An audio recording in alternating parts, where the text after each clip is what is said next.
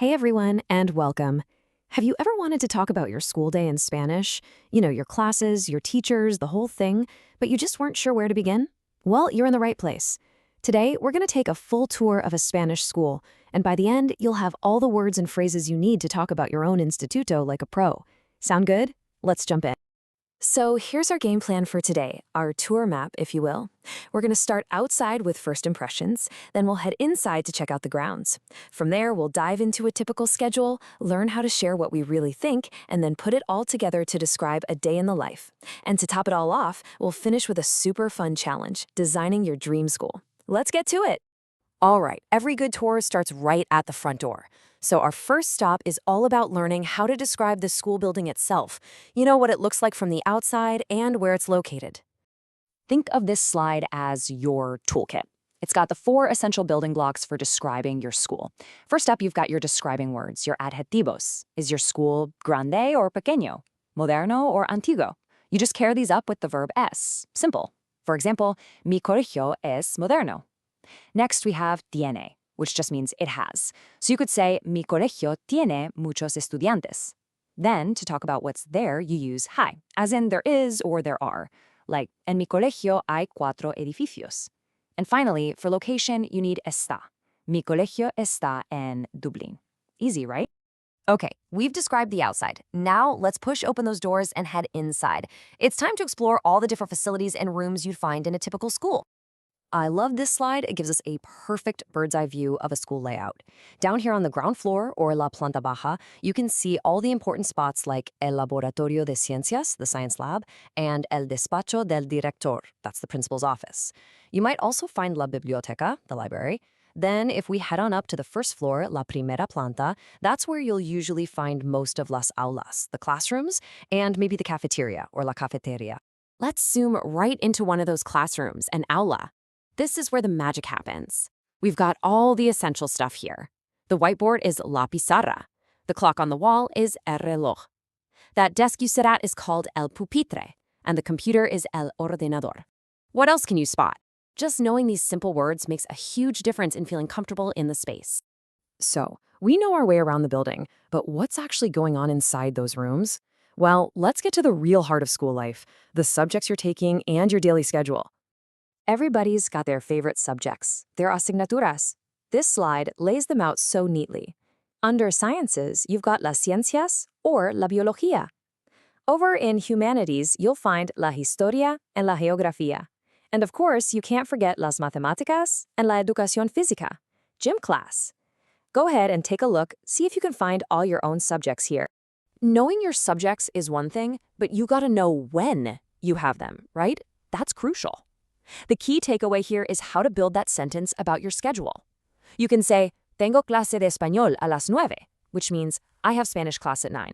Or you can talk about that all-important break time. El descanso es a las 11. The break is at 11. Okay, we've nailed the facts, the what, where, and when. Now for the really fun part, adding your own personality to it. Let's talk about how you can express your opinions, your likes, and your dislikes. At first glance, the verb gustar, to like, can seem a little tricky in Spanish. I get it, but this flowchart makes it so clear. It's basically a simple 2-part formula. First, you ask who. Is it about me, me? About you, te? Or him or her, le?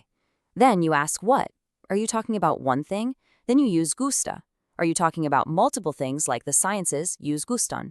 So, I like history becomes me gusta la historia. But I like the sciences is me gustan las ciencias. See? Once you see the pattern, it just clicks. Now let's put that into practice. This slide is awesome because it gives us both the sentence starters and the adjectives we need to build a complete thought. You can just mix and match. So you could say, me encanta el arte porque es divertido, which is, I love art because it's fun. Or maybe, no me gusta la historia porque es aburrida. I don't like history because it's boring. So let's take a quick pause. I'm going to ask you directly. Using what we just learned, how would you answer this? What's your favorite subject and why? Go on, try to form that sentence in your head. Of course, subjects don't teach themselves. We have teachers, los profesores. So how would you describe them? This word cloud has some fantastic options.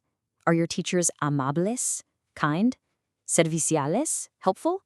Or maybe they're a little estrictos. You can use the prompts to say something like, mis profesores son justos en general, meaning my teachers are fair in general. Or you can talk about one specific teacher. Mi profesor favorito es mi profesor de historia, porque es divertido. All right, this is it. This is the moment we've been building towards. We have all the pieces of the puzzle: vocabulary for places, subjects, time, and our opinions. Let's put it all together and see how we can describe an entire school day from start to finish. So this timeline gives us the basic skeleton of a typical day. You arrive around 8, classes kick off at 9, then you've got that crucial descanso or break around 11, classes wrap up at 4, and after that, maybe you have extracurriculars like sports or a club. Now let's see what this looks like in a full paragraph. And here's how it all comes together beautifully. The slide reads, Empiezo el colegio a las 9 menos 10 y salimos a las 4 de la tarde. That means I start school at 10 to 9 and we leave at 4 in the afternoon. See how it just flows? It combines the actions with specific times to tell a little story.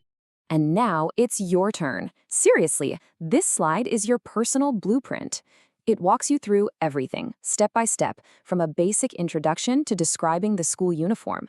All you have to do is fill in the blanks with the words we've learned today, and voila, you'll have a perfect, personalized paragraph about your very own school. We spent this whole time describing reality. For our final stop on the tour, let's get creative and have some fun. We're going to shift from talking about what our school is to imagining what our ideal school could be. Okay, just look at this incredible drawing. What would your ideal school have? The questions here are meant to get you dreaming. ¿Qué asignaturas nuevas hay? What new subjects are there? I mean, how about a class in video game design, desarrollo de videojuegos? And, ¿hay actividades extraescolares diferentes? What about a rock band club or a filmmaking club? The sky is the limit. And that brings us to our final thought for the day. If you could really, truly design your perfect school from the ground up, what would it be like? And this isn't just a fun question. It's the ultimate challenge for you to use all the language we've explored today in a personal, creative way. Thanks so much for joining me on this tour. Now go out there and design that perfect school.